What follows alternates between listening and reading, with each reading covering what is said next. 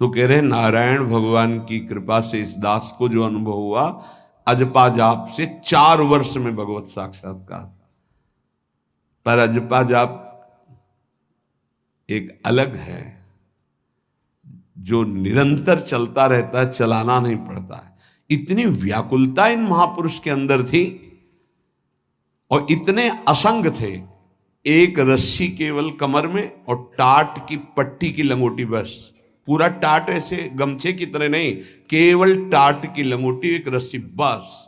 पूरे जीवन में गर्मी, सर्दी, बरसात, और व्याकुलता इतनी थी कि प्राण त्यागने के लिए तैयार थे कि मुझे कोई सद्गुरु मिले। जब देखा कि उनके अनुकूल भाव नहीं बैठ रहा है, तो हिमालय में पहाड़ी पे चढ़ के गिरने ही वाले थे, अपने शरीर को नष्ट करने। कितनी बड़ी मुमुक्षुता।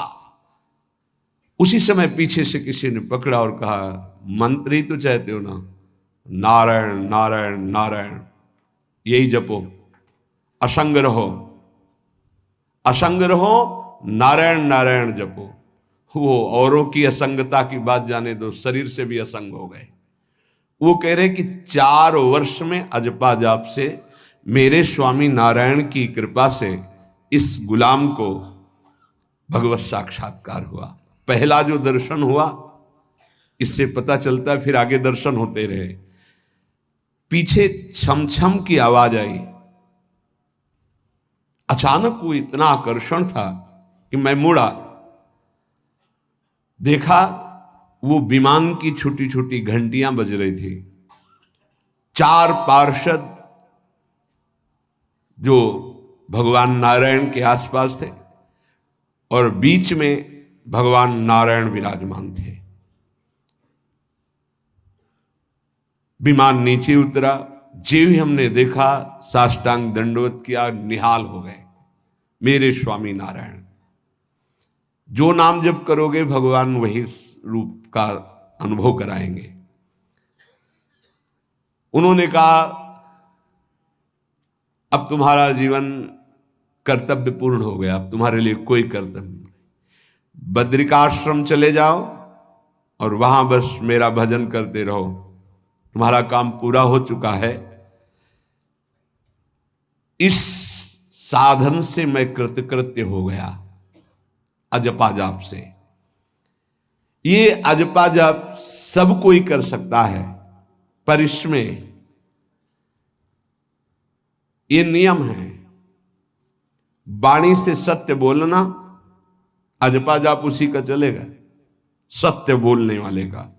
ये जब उतरे हैं भगवत मार्ग में, तो झूठ काहे को बोले भाई, काहे को झूठ बोले। लेकिन झूठ का तो ऐसा राज्य हो चुका है जबान पे, मतलब समझी में नहीं आता कि हम झूठ बोल रहे हैं। और झूठ में कलयुग का वास है, असत्य, इसमें कलयुग का वास है। इसीलिए प्रायः सबकी वाणी से झूठ निकलता है। झूठे ही लेना, झूठे ही देना, झूठे ही भोजन, झूठ चबेना। तो कम से कम और भूले तो भूलो तुम जिन भूलो मालाधारी। अय भगवत पार्षद, तुम क्यों भूल रहे हो कि तुम सत्य स्वरूप भगवान की आराधना करते हो। प्रेम पूर्वक जप करना, समदर्शित्व भाव लाना। अजपा जाप 24 घंटे होता है श्वास के साथ पहले। 4 वर्ष के साधन से विमान में आए हुए भगवान नारायण का दर्शन। भाई जी महाराज का तो ऐसे दर्शन, निज पार्षद जन, निज जन थे, उनके बीच में भाई जी से पूछते जा रहे हैं, पूज्य श्री जयदयाल गोयनका जी, भगवान के चरण कितनी दूर हैं? बस बोले पास हैं, स्पर्श कर रहा हो। कैसे लोगों को विश्वास होगा? कैसे? जैसे वो एक विज्ञान से पढ़े लिखे डॉक्टर, तो उनको लग रहा था कि संत ऐसा कैसे कर सकते हैं कि किसी का कैंसर नष्ट कर दें। जैसे उनको लग, पूज्य राधा बाबा के प्रारब्ध को भाई जी ने अपने शरीर पर लिया। देखो, नाटक करना अलग बात है, सिद्ध संत जन करुणामय होते हैं। कल फिर बताया था, उन्होंने अपने प्रारब्ध जो भजन साधन से एकत्रित किया हुआ उनको दिया, प्रारब्ध अपने ऊपर ले लिया, अपनी टांग कटा ली उनका कैंसर। भाई जी अस्पताल में भर्ती रहे राधा बाबा के प्रारब्ध को लेकर के। इन संतों की महान उदारता और महिमा को कैसे कोई जानेगा।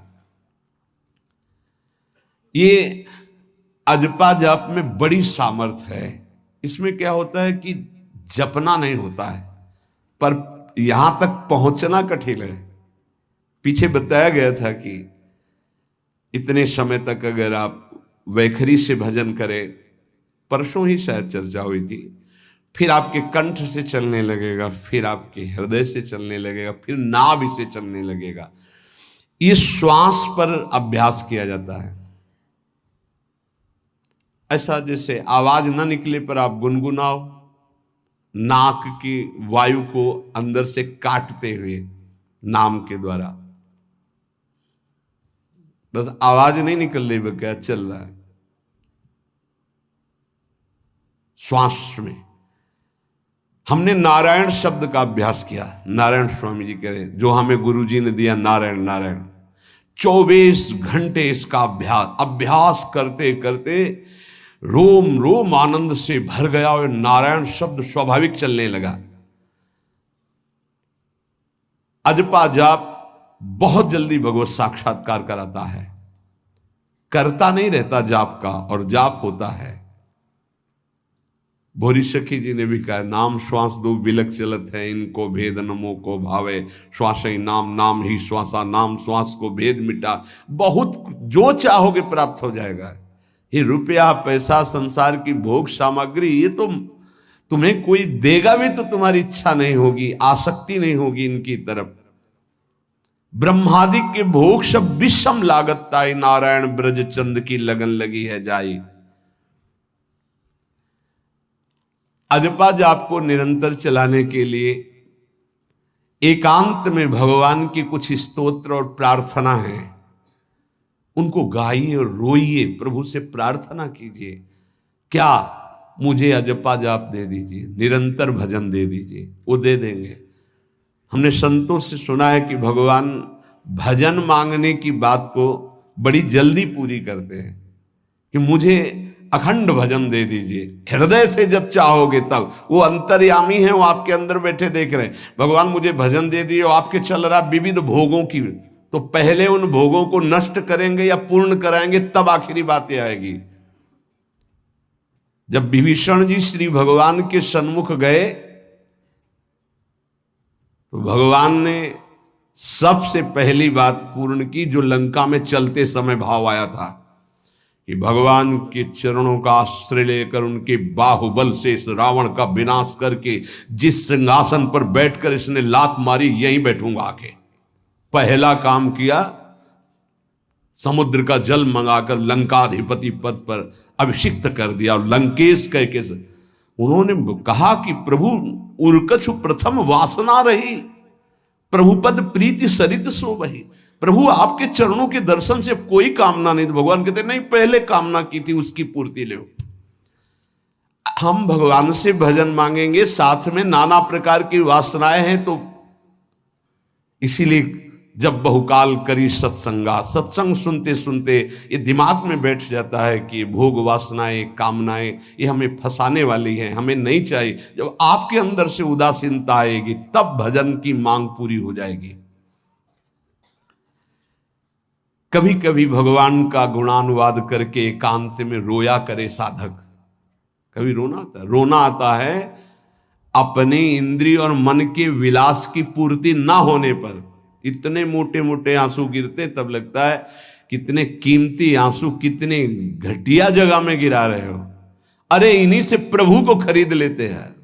अगर उनके लिए रो देते तो इतने करुणामय है वो कि आपको आभास होने लगता। भले हम अंतःकरण उस कोटि की व्याकुलता नहीं कि मेरे प्रभु हम पर कितनी कृपा कर रहे हो, अगर हृदय से उनको पुकारे तो निश्चित वो अनुभव में आ जाते हैं। छोटी छोटी बातों में लोग रो देते हैं, ऐसे रो देते हैं, मोटे मोटे आंसू चल रहे बात में ऐसे, और प्रभु की चर्चा हो जाए घंटों, कोई फर्क नहीं पड़ेगा। ये तो आश्चर्य लगता है। और भक्तों को चाहे जितना भीषण कष्ट हो, कभी आंसू नहीं निकल सकते। जब आंसू निकलेंगे तो भगवत भाव में निकलेंगे।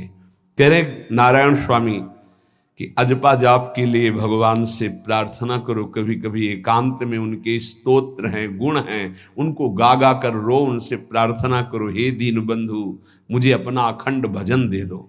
जो चाहिए सब प्राप्त हो जाएगा। भजन से क्या नहीं प्राप्त हो सकता।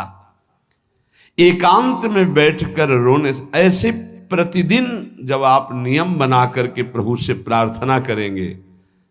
मीराबाई जी ऐसा ही करती थी, रात्रि में गिरधर से बात करती थी, प्रार्थना करती थी। नारायण स्वामी जी कह रहे हैं, उपासक ये बिल्कुल ध्यान रखे, यदि नाम सिद्ध करना है तो झूठ बोलना शपथ पूर्वक त्याग दे। झूठ नहीं बोलूंगा, सत्य बोलना इस अजपा जाप के लिए निहायत जरूरी है, निहायत जरूरी है। प्रार्थना है, काहे को मलिन करे जिह्वा। जब हम भगवत मार्ग में चल रहे तो ये याद भूल जाती है हमें कि हमें सत्य ही भाषण करना है, असत्य नहीं बोलना। ये हमें भूल जाते हैं। क्यों भूल जाते हैं? क्योंकि माया का ऐसा प्रभाव। अगर हम भजन के प्रेमी हैं, भजन बढ़ाना चाहते हैं, तो हम झूठ क्यों बोले? सारे जगत में जो भी तुम्हारे सामने आवे, दृष्टि से उसको जरूर देखकर एक बार प्रणाम करो। मेरे प्रभु इस जीव जंतु के रूप में, जड़ के रूप में, चैतन्य के रूप में। इससे तुम्हारे हृदय में पवित्रता बढ़ेगी, अजपा जाप चलने में सहायक होगा। सत्य बोलना, भगवान से एकांत में रोकर प्रार्थना करना, सबके प्रति भगवत भाव रखकर प्रणाम करना, जिससे तुम्हारा कहीं दोष दर्शन नहीं होगा। किसी के मन को दुखाने वाली कभी बात न कहे, किसी को दुर्वचन न कहे, किसी का वैर भाव अपने हृदय में स्वीकार न करे। ये साधन मैंने स्वयं किया है नारायण की कृपा से। इस दास को वेदांत का भी पूरा ज्ञान है और भक्ति मार्ग का भी। दोनों का आखिरी भाव समदर्शिता है, चाहे भक्ति से चाहे ज्ञान से। सब में ब्रह्म देखना, सब में वासुदेव देखना, सब में इष्ट देखना। भक्ति विषय में भजन और ज्ञान विषय में नारायण, ये दोनों बात भक्त में होनी चाहिए। भक्ति का प्रथम और अंतिम विश्राम भजन, हर समय भजन चलना, और आंतरिक ज्ञान का विषय सब में हमारे इष्ट देव। ये दो बातें जरूर होनी चाहिए परिपक्व भजनानंदी होने के लिए। अगर भगवान की प्राप्ति करनी है तो ये दो बातें बड़ी जोर की है। भजन निरंतर, और जिसके भी सानिध्य में आए उसमें भगवत भाव करना। मेरे नारायण ने मुझसे कहा, वो फरमाया कि उनके पीछे पीछे मैं चलता हूं जो मेरे ऐसे भजन करने वाले भक्त होते हैं। और श्री कृष्णचंद्र जी ने दयालुता में भागवत में कहा, अनुब्रजाम में हम नित्यम पुयत्यंगुरेण भी। मुझे बहुत रोना आता है बात सुनकर के कि दास की चरण रज के लिए स्वामी पीछे पीछे डोलता है। किस भक्त के पीछे? जो दो बातें यहां कही, जो निरंतर नाम जप करता है और सब में भगवत भाव रखता है। तो भगवान नारायण ने नारायण स्वामी से कहा कि मैं उसके पीछे पीछे डोलता हूं कि उसकी चरण रज मेरे ऊपर पड़ जाए। और भगवान श्री कृष्णचंद्र जी ने कहा, निरपेक्षम मुनिम शांतम निर्वैरम समदर्शनम। निरपेक्ष, जो किसी की अपेक्षा नहीं रखते, किसी से कोई संबंध नहीं, स्वार्थ का। मुनिम, जो निरंतर मंत्र का, नाम का मनन करते रहते हैं। शांतम, हर द्वंद्व की प्रहार स्थिति में वो शांत रहते, विचलित नहीं होते। निर्वैरम, कोई उनसे वैर करे तो भी वो उससे वैर नहीं करते। और समदर्शी, सब में अपने इष्ट को देखते।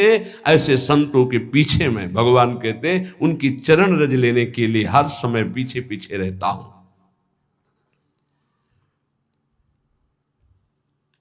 अहिंसा परमो धर्मा शास्त्रों में वर्णन किया गया है। इसलिए किसी भी जीव को कष्ट नहीं पहुंचाना है। गर्दन झुका करके रास्ते में चलना सीखो कि नीचे कोई जीव तो नहीं दब रहा हमारे पैर से। शरीर को सावधानी पूर्वक, किसी को दुख न पहुंच जाए मेरे शरीर से। वाणी को संभाल कर, किसी के हृदय में बाण ना लग जाए, वाणी का बाण ना लग जाए। बाहर का प्रहार तो सहा जाता है, लेकिन जब हृदय में शब्द चुभता है वचनों का, ये बाण खरकता रहता है। किसी भी जीव को कभी मारना नहीं, वो तुम्हें नुकसान नहीं पहुंचाएगा। गीता वाटिका में सांप निकला, फण वाला कोबरा। राधा बाबा ने कहा देखो अभी केवल हमने देखा है, अगर और लोग देखेंगे तो आपको पीड़ा पहुंचा सकते हैं, इसलिए एक लकड़ी उठाई और कहा मैं रास्ता बना रहा हूं, आप इधर से चले जाओ। ऐसे किया, सांप उधर चला। सब में भगवान है। अगर हम भगवत भाव करते हैं तो निश्चित वहां से कोई विरोध नहीं होगा।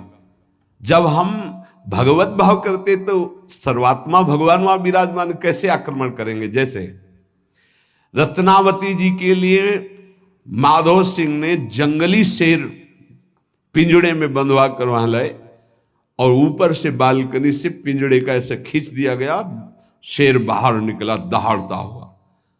और वो पूजा में थी ठाकुर जी के। संतशाला में बहुत से संत विराजमान थे। दासी ने कहा महारानी सावधान, सिंह। आरती करने जा रही थी, मुड़ी और कहा नहीं, सिंह नहीं, नृसिंह। हमारे भगवान नृसिंह देव पधारे। और थाल लेकर मुड़ी तो जैसे सीधी गाय ऐसे खड़े हो गए। तिलक लगाया, आरती की, प्रणाम किया। सिंह घूमा और छलांग मारी ऊपर, जो बालकनी में राजा के पार्षद उसको बंदी बना करके लाए, सांप को फाड़। और जंगल में किसी संत को, रत्नावती जी को या किसी को वहां कोई क्षति नहीं, लेकिन जो उनकी क्षति के लिए लाए थे उनके लिए वो सिंह, इनके लिए वो भगवान नरसिंह।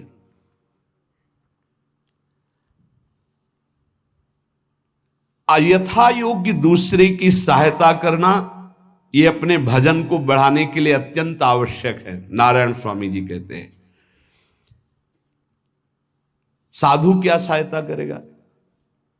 मान लो जो अकिंचन है वो क्या सहायता करेगा। तो विद्या दान सबसे बड़ा दान है। तुमने जो शास्त्रों में स्वाध्याय किया है, जो अनुभव किया है, वो दूसरों को दो। जो अधिकारी है, जो दैन्य है, जो सुनना चाहता है, उसे जरूर सुनाना चाहिए। जो विद्या का दान करता है, भगवान का भजन बहुत सहजता से होने लगता है, दूसरे को भजन में लगाने की बात। इसीलिए जैसे आप गृहस्थ में हैं तो आप अपने परिवार के छोटे बच्चे बड़े सब 5 मिनट आप राधा राधा कहिए, आप 10 मिनट भजन कीजिए, आप स्वयं कीर्तन कीजिए, पूरे परिवार को सुनने को मिले, बहुत लाभ मिलता है। सब अगर नगर कीर्तन करें तो लाखों लोगों के पाप नष्ट हो जाए, आपको बहुत जल्दी भगवत प्राप्ति हो जाए। ये साधन होते थे। अब क्या हो गया कि इतनी भजन के प्रति लघु बुद्धि हो गई कि शर्म लगेगी कि हम पूरे गांव में कैसे कीर्तन करें। जो शर्म लगने वाली बातें उनमें शर्म नहीं, नाम जप में शर्म लगेगी कि हम 10 लोग मिलकर नगर कीर्तन करें। पहले ऐसा था, प्रातः 4 बजे गांव के 10-20 लोग बड़े बूढ़े मंजीरा लेकर, ढोलक लेकर के आसपास गांव में फेरी देते थे, जिसे प्रभात फेरी कहते थे, और वो नाम कीर्तन करते हुए कितनी सुंदर प्रथाएं थी। शाम के समय रामायण या भागवत की कथाएं, कोई जो पढ़ा लिखा है वो सुना रहा है, 10, 20, 50 ऐसे आसपास के घरों के लोग बैठकर भगवान की चर्चा सुन रहे हैं। ये जरूर करना चाहिए, जो भजन के लिए बहुत उत्साह बढ़ता है। ध्यान करते समय, भजन करते समय मन तुम्हें घुमा घुमा कर माया में फंसाएगा। नारायण स्वामी का अनुभव, तुम्हें उसको घुमा घुमा के भजन में लाना है, ये युद्ध करना है। हे मन ने जो मांगा वही हम देने के लिए तैयार हो जाते हैं। ध्रुवदास जी कहते हैं, मन अब तक तूने जो कहा मैंने किया, मैं जो कहता हूं तुम्हें करना पड़ेगा। थोड़ा तो हिम्मत लाओ मन से लड़ने के लिए, और किसी से लड़ने की जरूरत नहीं। मन को जीत गए तो सच्चे गुरु बन जाओगे। मन को जिसने चेला बना लिया वही सच्चा गुरु नहीं। मन के सब चेला हैं, कोई बिरला ऐसा है जो मन को अपने शिष्य बना ले। बहुत ध्यान दीजिए, लाखों बार प्रश्न आते हैं ये। मन जब तुम भजन में बैठोगे तो घुमा घुमा कर माया में मारेगा, आपको वहीं गिराएगा। तुमको ये करना है कि उसे घुमा घुमा कर नाम में लाना है। चल राधा राधा राधा, तेरी एक बात नहीं सुनेंगे। इस साधन के करने से मन की शक्ति जो विषय भोगों में फंसाने वाली है वो कम हो जाती है। ध्यान दीजिए, बड़े अनुभवी महात्मा है नारायण स्वामी। बार बार जब आप अपने मन को संसार की तरफ जाते हुए से घसीट कर नाम में लाएंगे तो कमजोर पड़ जाएगा और वो तुम्हारे अधीन होने लगेगा। मन जिसने अधीन कर लिया वो साक्षात भगवत स्वरूप हो जाता है। मन मारिया तन बस में की ना, हुआ भरम सब दूर। बाहर से कछ दिखत नाही, अंदर चमके नूर। आपो त्याग जगत में बैठे नहीं किसी से काम, उनमें तू कछु अंतर नाही। संत कहो चाहे राम, वो भगवान का स्वरूप हो जाते हैं। मन की प्रत्येक स्फुरणा पर ध्यान रहे, वो तुम्हें संसार की तरफ घुमा घुमा कर मारेगा, तुम्हें घुमा के नाम में लाना है। ये साधन तुम्हें अजपा जाप में स्थित करेगा। मन रूपी दर्पण को साफ करना है। जो जो वासना आवे उस वासना को नहीं भोगना है। इससे मन रूपी दर्पण साफ हो जाएगा।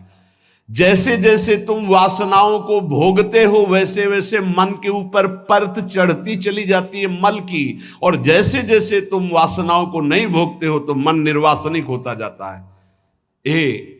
भोगने से सुख नहीं मिलेगा, ना भोगने से सुख मिलेगा। भोगने से शांति नहीं मिलेगी, ना भोगने से शांति मिलेगी। त्यागात शांति अंतरम। अब बहुत बुरा बैठ गया है ये हमारे हृदय में कि हमारे मन में जो आए वो भोग मिल जाए, हम सुखी। बड़ी कृपा। बोले जब से भजन शुरू किया बड़ा चमत्कार, जो चाहते हो जाता है। दुर्भाग्य, ये कोई सौभाग्य है? जो मन चाहे वो पूर्ण हो जाए सौभाग्य नहीं है। फिर वो तुमको अधीन करके जो तुम नहीं चाहोगे वो भी करवा लेगा। सौभाग्य है कि मन जो चाहता है वो हम नहीं करते। जो शास्त्र में लिखा है गुरु आज्ञा, वही मन की बात मानते हैं। अभ्यास करते करते वासनाएं कम होने लगती, फिर वासनाएं नष्ट हो जाती, फिर स्फुरणा ही नहीं होती, अजपा जाप प्रारंभ हो जाता है। विक्षेप यही वासनाएं पहुंचा रही भजन में। भजन से जो महासुख मिलता है तुम्हें कैसे बताऊं। नारायण स्वामी कह रहे हैं मन को वश में करने पर जो सुख मिलता है वो ब्रह्मा को भी सुख नहीं है। अब आप सोच लीजिए, मन के अधीन होने पर दुर्गति तो सब देख रहे हैं, लेकिन मन को वश में करने पर जो सुख है वो परमेष्ठी पद ब्रह्मा में भी नहीं है। इसीलिए भक्त कहता है न पारमेष्ठ्यम न महेंद्र धिष्णम, नहीं चाहिए देवराज इंद्र का पद या ब्रह्मा का पद। ऐसा सुख स्वयं मिल गया क्योंकि मन अधीन हो गया। इसलिए इस दास ने स्वामी नारायण की कृपा से इस मन को अधीन किया। नेत्रों से जलधारा बहने लगी और हर समय नारायण की छवि नेत्रों में बस गई और जिह्वा ने प्रबल रूप धारण कर लिया। नारायण नारायण नारायण नारायण। अभी जिह्वा प्रबल रूप, समोसा चटनी ये वो कैसे नाम मीठा लगे। राधा नाम सुधा रसम, पानी आया मुंह में? नहीं। राधा नाम सुधा रसम, पानी आया मुंह में? नहीं आया। वह भी गरम गरम समोसा चटनी ये या अमुक चीज या अमुक, मुंह में पानी आ जाएगा क्योंकि हमारी जिह्वा का स्वाद बिगड़ गया। बोले हमारी जिह्वा प्रबल हो गई। किस बात में? रुकी नहीं रही। राधा राधा राधा राधा, जैसे राधा बाबा की। नारायण स्वामी जी कह रहे नारायण नारायण नारायण। हमने इसको कैसे वश में किया? बाजार में जाता, मिठाई की दुकान के सामने खड़े होता और जो सब चीज दिखाता और फिर कहता नारायण नारायण नारायण, कुछ नहीं मिलेगा। चलो फल की दुकान में जाता, जगह जगह इसको हर चीज दिखाया, कुछ नहीं दिया। ये हमको जलाया, वो हम नारायण नारायण के द्वारा इसको शांत किया। माया ने हर चीज मंगवाकर हमारे सामने रखी पर नहीं खाया। ध्यान दीजिए, महापुरुष अपने इसको लिखने के पहले उन्होंने लिखा है कि मैं कोई लेखक नहीं हूं, मैं उन साधकों के लिए जो भगवत साक्षात्कार करना चाहते हैं उनके लिए रात्रि में अपने प्रिय नारायण का भजन रोक करके कुछ बातें लिख रहा हूं। अगर इनको स्वीकार करोगे तो आपका भी अजपा जाप चलने लगेगा, आप भी भगवत साक्षात्कार कर लेंगे।